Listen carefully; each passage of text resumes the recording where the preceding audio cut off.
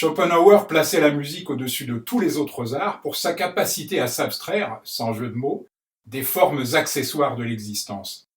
Elle était pour lui un langage intime et pourtant universel, essentiel, analogue aux mathématiques. On ne s'étonnera donc pas de trouver, chez les grands artistes abstraits, tant de peintres tentés par la musique ou les mathématiques. Comme Paul Klee, comme Vols, Hans Hartung hésita quelque temps entre la philosophie, les sciences et la musique, et s'il choisira finalement la peinture, il s'orientera rapidement vers un art que l'on peut qualifier d'informel et qui sidère quand on sait qu'il n'avait aucune connaissance des recherches de l'art abstrait à cette époque. Il ne tirera d'ailleurs parti de ses propres recherches que 10 ans plus tard, après avoir découvert la peinture de Franz Marc et assisté à une conférence de Vassili Kandinsky. C'est pourtant l'œuvre d'Oskar Kokoschka qui l'impressionne le plus fortement.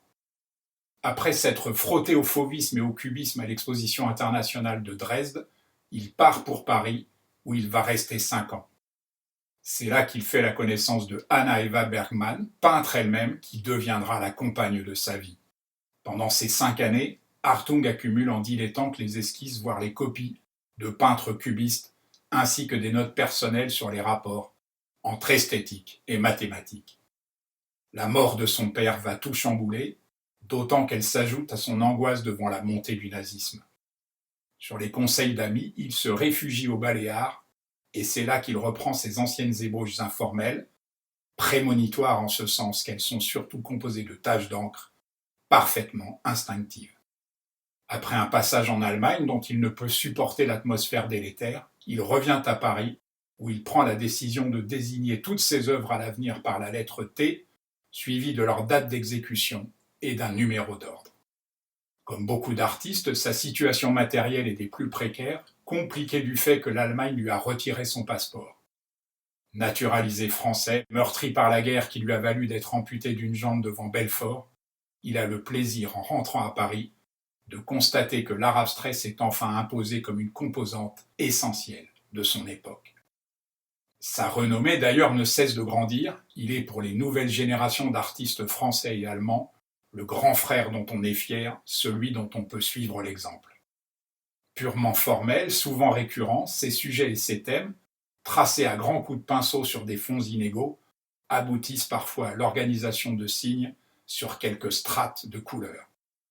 Ces lignes frémissantes, assemblées en faisceaux, se déploient telles des gerbes dans l'espace. Le noir devient omniprésent.